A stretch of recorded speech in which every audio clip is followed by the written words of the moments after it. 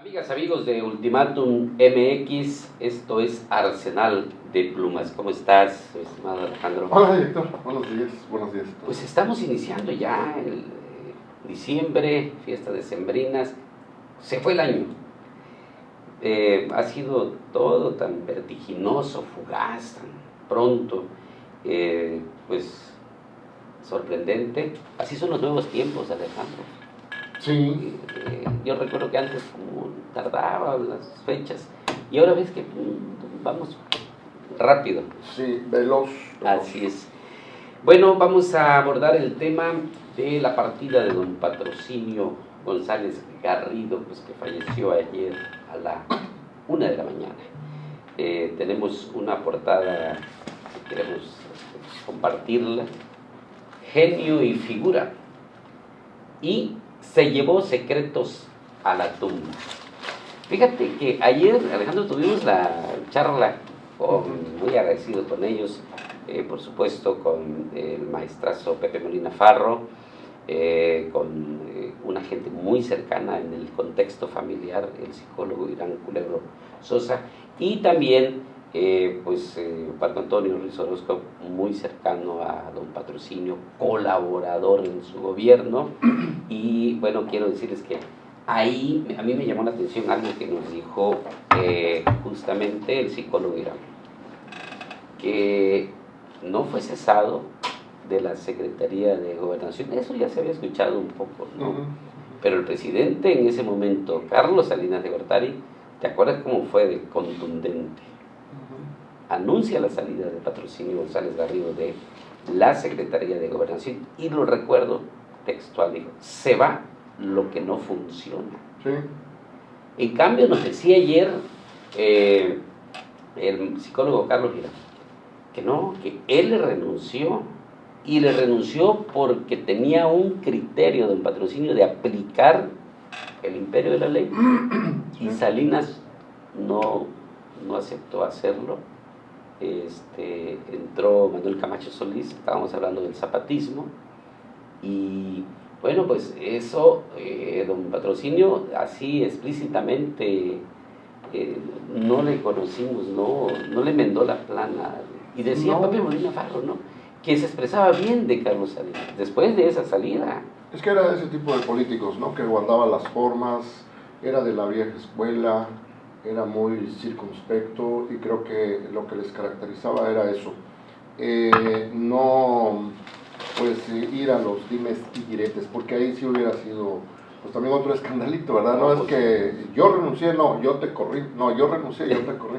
Y en aquel entonces, pues, acuérdate que los presidentes, bueno, hasta ahorita se sigue diciendo, ¿verdad? No le puedes decir no a un presidente, y no le puedes renunciar ni a un gobernador ni a un presidente. Entonces ellos dicen a la hora, y si en este caso existía la renuncia, pues el documento ha de estar por ahí guardado, sí, ¿no? Claro. En algún momento lo vamos a conocer, pero si yo le creo a don Patrocinio. Por supuesto. Seguramente que le renunció, ¿no? Sí, sí. Fíjate que en otro momento, ya viene enero, a ver si hay momento de que platiquemos del levantamiento armado zapatista, ¿qué hubiera pasado si Salinas le hubiera hecho caso a Patrocinio? ¿Qué significaba aplicar la ley? Mandar toda la artillería del ejército para aplacar ese surgimiento armado. Hubiera sido aplacar, creo que la palabra, no, aplacar. Ya en su sentido mucho más duro, mucho más severo, pues sería pues echarles bala. Sí, no sé cuántos muertos hubiera habido, seguramente los hubieran aplacado, sin duda. A lo mejor el escándalo internacional pues hubiera sido un rato, como ocurre en otras partes del mundo, pero a lo mejor hubiéramos quedado muy mal como país, ¿no? ¿Quién sabe? El hubiera no existe, pero yo creo que habría oportunidad de que nos imaginemos qué hubiera pasado. Pues déjame comentarte lo que escuché, lo que leímos después. Dice que el ejército mexicano quedó ofendido. Sí, por supuesto, sí, lo escuchamos. Porque no lo dejaron actuar, y ya tenían cercado, estaba todo para ese término, aplacar al grupo subversivo. Sí. Y quedó inconforme el ejército, y don Patrocinio igual, ¿no? Pues por eso decimos que se lleva secretos, le agregaría secretos de Estado a la tumba. Seguramente. ¿Cuántas cosas conoció don Patrocinio y se las guardó, porque efectivamente era de los políticos, como tú dices, de los señorones de la política. Ahora ya ves cómo se comportan los políticos, ¿no? Y bueno, déjame decirte que fue una acechanza muy dura la que enfrentó a partir de los asesinatos de los homosexuales en su gobierno. Tenía una verdad que nunca reveló, y a eso me refiero también en estos secretos que se llevó a la tumba. Aguantó, y digo en tarot de adivinanza, cayó con estoicismo, guardó silencio, ahora sí que sepulcral. Había una verdad sobre ese caso.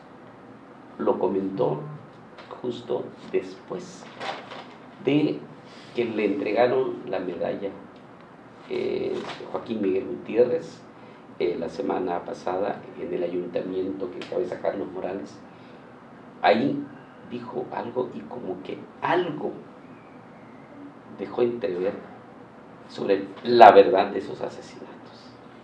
Sí, porque el mismo día que le entregaban el reconocimiento había protestas allá afuera del palacio, ¿no? Sí, eso motivó. Los grupos de lésbico, gay, transexual y demás, porque todavía no olvidan esa herida de hace 30 años o casi 30 años. 93. Lo recordamos muy bien, lo platicaba yo el otro día con algunos amigos. Efectivamente es algo que nunca se supo a ciencia cierta cuál fue el origen, el móvil de esos asesinatos, quiénes fueron los responsables materiales, ¿verdad?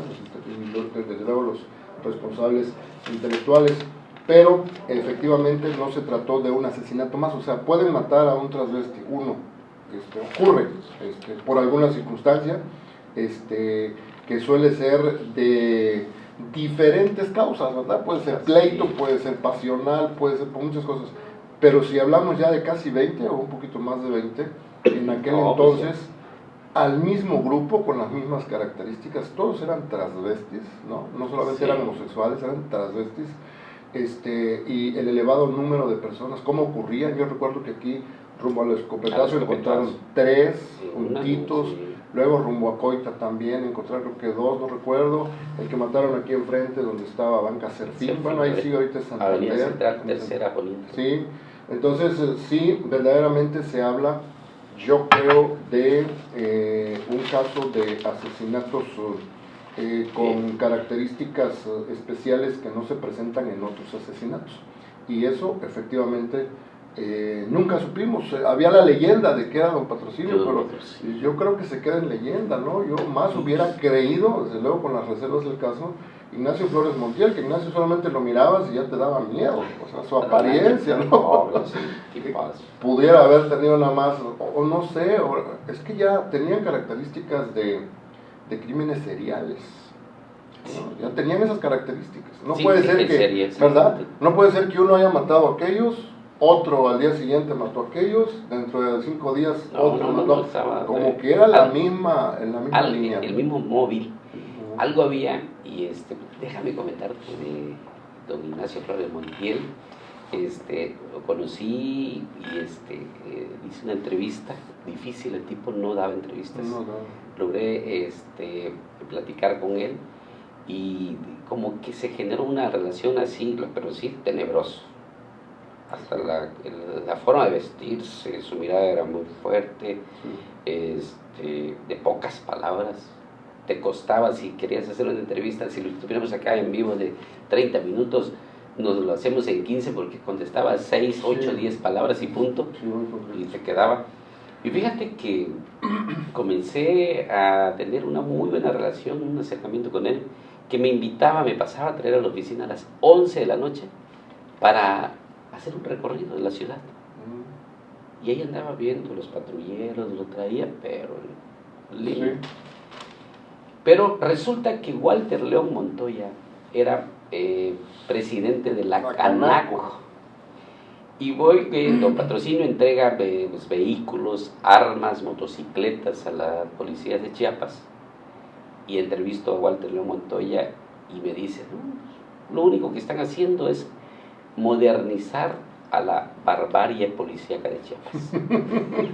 Era muy crítico. Era muy Fuerte, crítico. fuerte. Sí. De ahí salió diputado, ¿no? Sí. Federal. Y le pongo en 8 columnas. Se moderniza a la barbarie policiaca. Te dejo de invitar. Ese día me marcó. Creí que éramos amigos. Don Ignacio, lo fui a buscar, no me recibió. Yo le dije, a ver, ahí está Walter León, el que lo declara, no es Ahmed Samayoa. Claro. Nunca me recibió, ni llamadas, ni en su oficina. Y ya pues también me di cuenta, me voy a cuidar porque el tipo es peligroso. A propósito de Nacho Flores Montiel, un sello peligroso. Y bueno, ¿y qué quiero decirte? Que algo a partir de esa manifestación hizo un comentario de Patrocinio todavía sobre una verdad que, insisto, se llevó a la tumba. ¿Qué habría? Quienes, digo, si quería hablar, si tuvo la intención quería escribir algo sobre eso. Ojalá hubiera dejado algún borrador. ¿Qué hay detrás de? Porque es que tú lo dices, amigo, lo dices con mucha claridad. Fueron asesinatos en serie, tenían la misma característica, los levantaban y torturas y terribles, sí, más de una veintena de homosexuales y bueno, transvestis.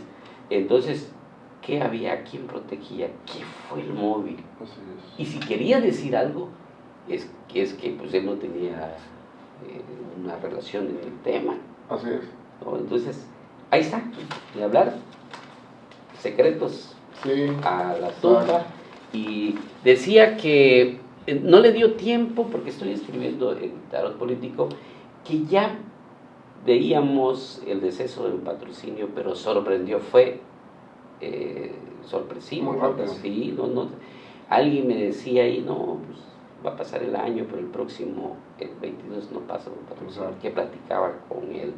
Déjame comentarte, nos saluda nuestro querido hermano Pepe Molina Farro, dice, hermano, mueve, fíjate, a la reflexión las 8 columnas y el de tarot y adivinanza.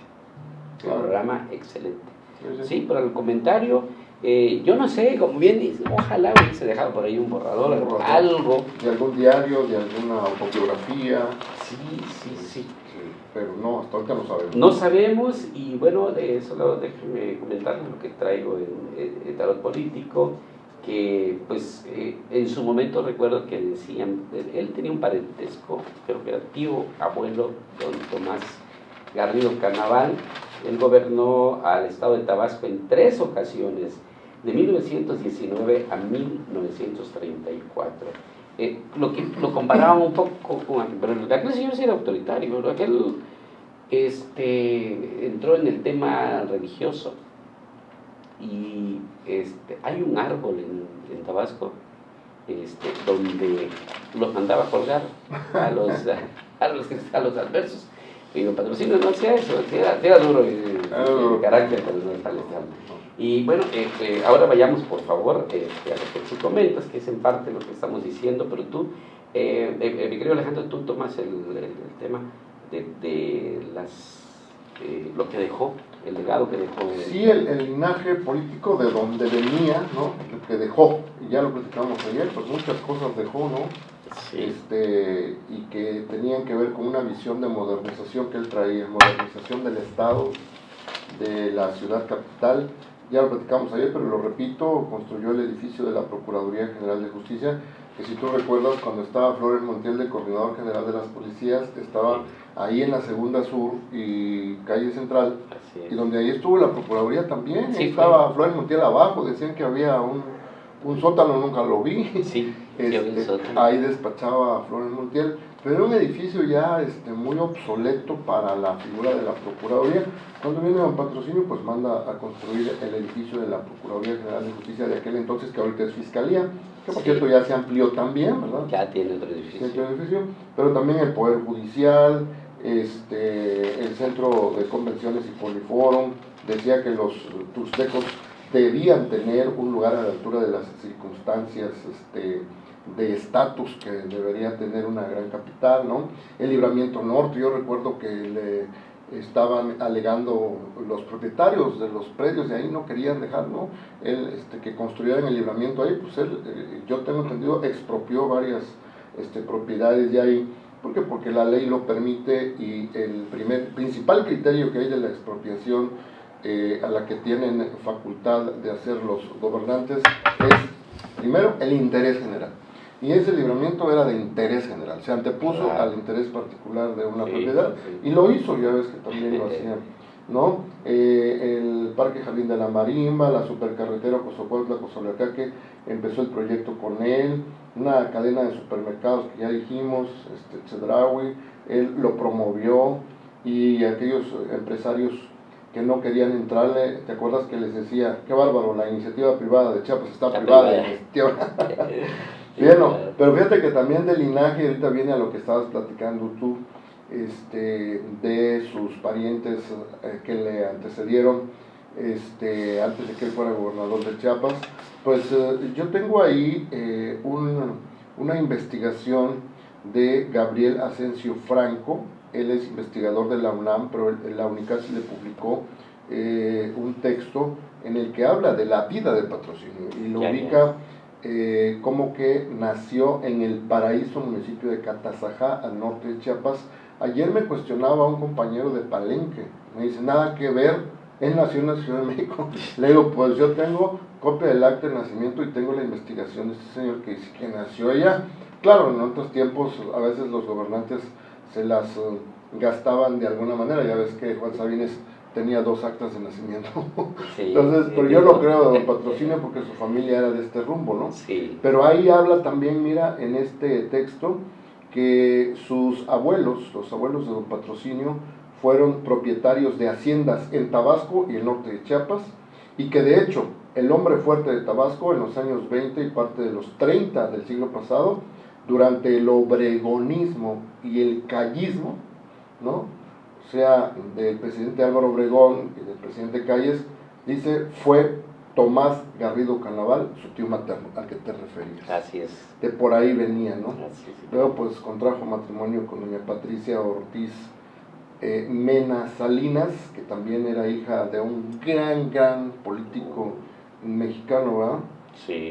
Entonces, de eso hablo ahí, de dónde venía, de qué familia venía. Estaba yo viendo su carrera académica importantísima.